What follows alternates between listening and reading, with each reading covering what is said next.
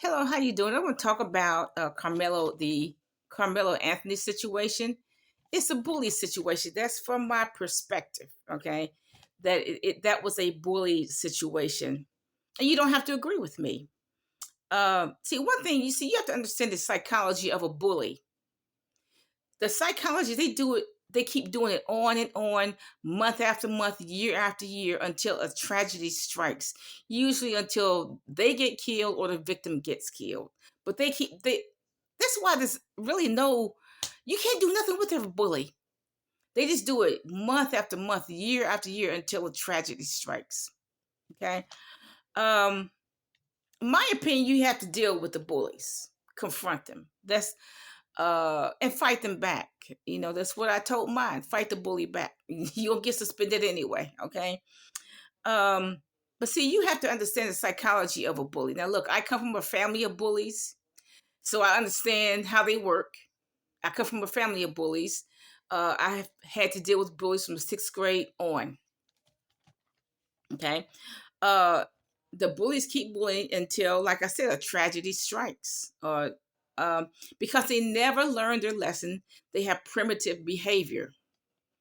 Uh, my understanding is that Metcalf has been bullying this young man, Carmelo Anthony, for 2 years.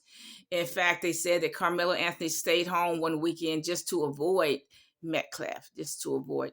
Now, why did Metcalf choose him? Why? Look, he's academic. Carmelo Anthony is academic. He's slender, so look, he's just a target. Okay, bullies pick their target first day of school. All of them do, and Metcalf is just what jock or athlete or whatever.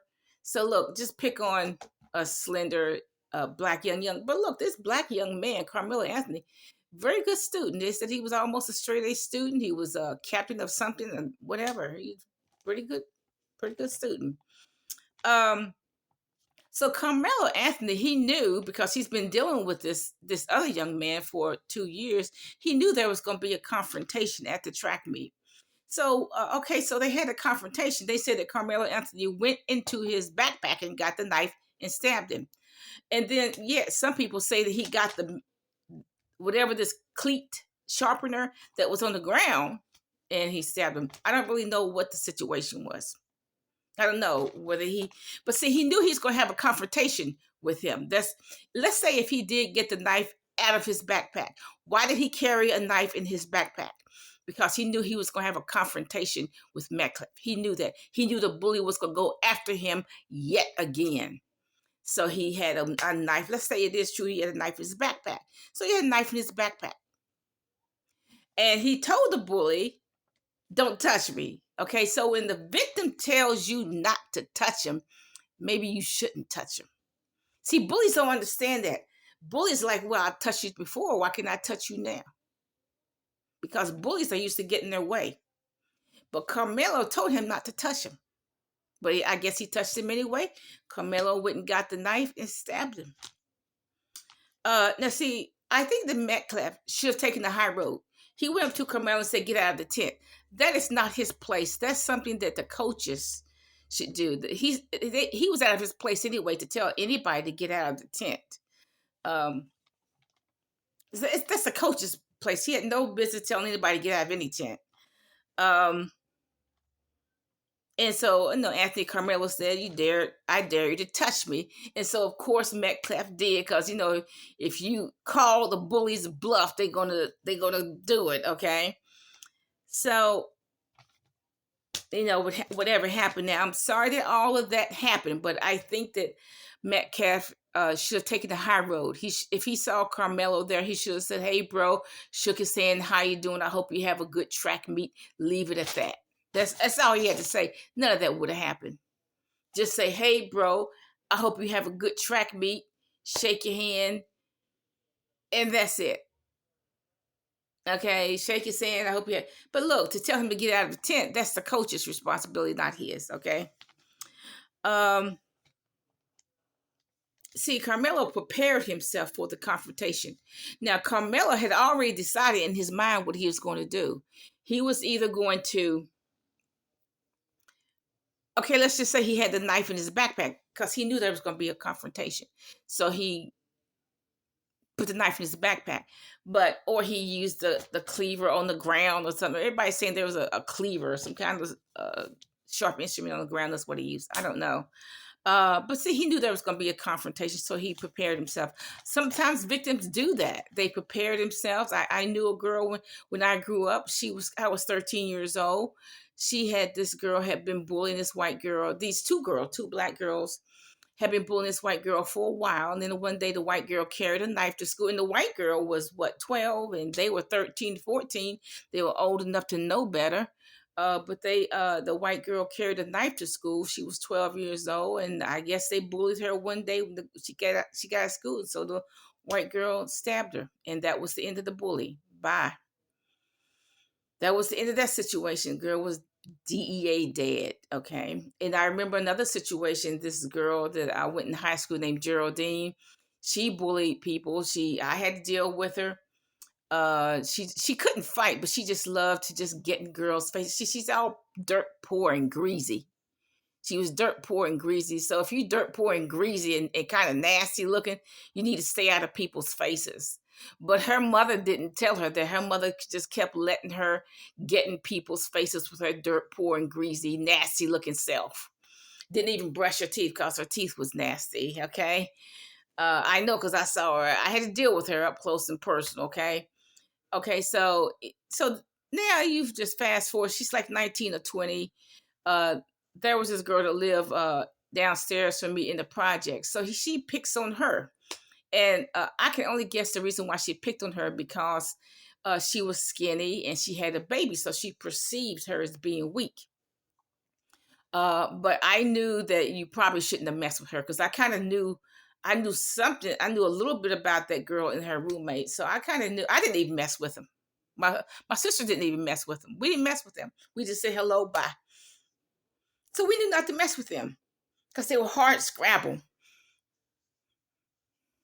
They come from hard scrabble locale. Anyway, so this Geraldine started arguing with this girl. Geraldine came all the way from her apartment in the projects way down the street to this girl who lived in my building to pick a fight with. It wasn't that stupid. Geraldine should have just stayed in her apartment. Okay, so she came all the way from her apartment to this girl and started arguing. Blah blah blah blah blah blah blah.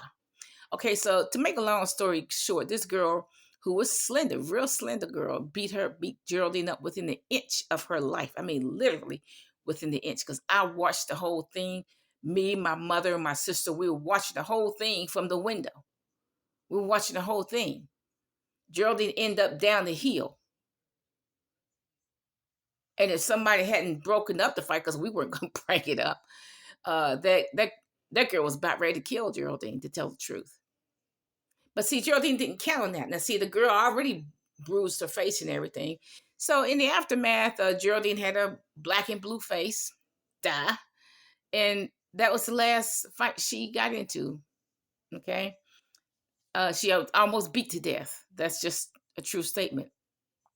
And then Geraldine had this sidekick named Sharetta. Okay. Sharetta started in middle school. She liked to fight white girls. She liked to take their blouses off in the process. This is what the black girls and the white girls told us, that she liked to pull their blouses off and take their bras off. So I think that's what they told us, and the principal knew about it. So anyway, I had to deal with it. My sister had to deal with it, but I had to deal with her.